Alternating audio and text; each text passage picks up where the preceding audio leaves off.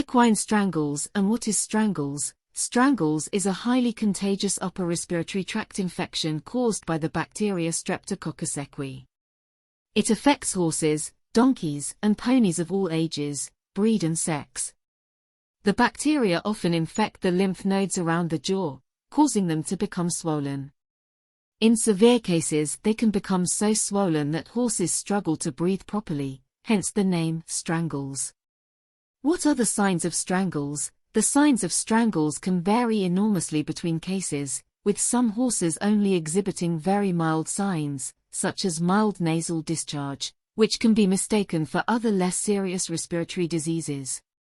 More typical signs of strangles include the following: depression, loss of appetite, difficulty eating, raised temperature, cough, nasal discharge, often thick and yellow, purulent or pus-like, swollen lymph nodes, glands around the throat and drainage of pus from the lymph nodes around the jaw.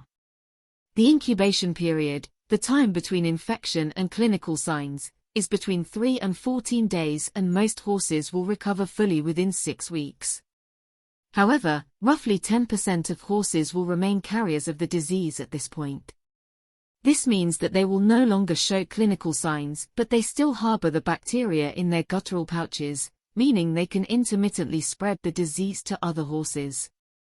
Complications of strangles. Occasionally, in about 1% of cases, abscesses will develop within other body organs. This is known as bastard strangles and can be fatal. Another rare, but also potentially life-threatening, complication of strangles is purpura hemorrhagica.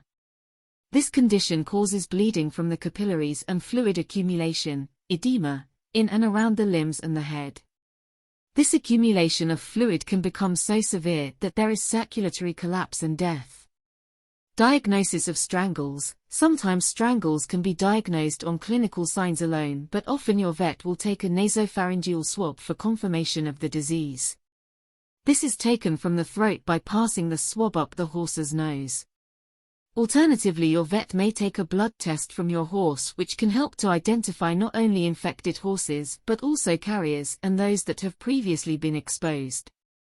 Yet another method of diagnosis is guttural pouch endoscopy, during which the inside of the guttural pouch can be visualized and samples can be taken for testing.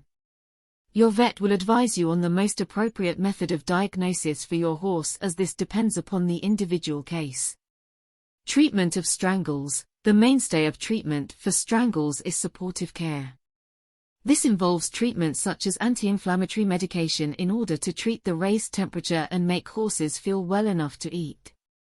Feeding wet, sloppy food from the floor also makes it easier for infected horses to swallow and encourages the abscesses to drain. Hot compressing of the abscesses will also help to bring them to the surface, allowing them to rupture. Very occasionally vets will treat infected horses with a course of antibiotics, but this depends on the individual case. Infected horses must be isolated.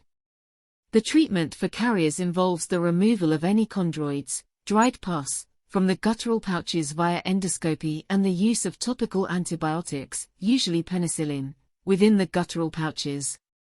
How does strangles spread? Strangles is a highly contagious disease which can spread quickly through a yard via direct horse-to-horse contact or indirectly through tack, shed drinking water and on clothing. The bacteria can survive in water for up to 4 weeks. Outbreaks cause major economic problems, particularly on big yards, as affected yards should not allow horses to leave or enter the premises during this period. This means that horses are unable to go to competitions, etc. How can strangles be prevented? Prevention relies on good yard management and biosecurity. There is also a vaccine available for at-risk horses. This vaccine is a submucosal injection given into the inside of the upper lip. It should be used in conjunction with good biosecurity.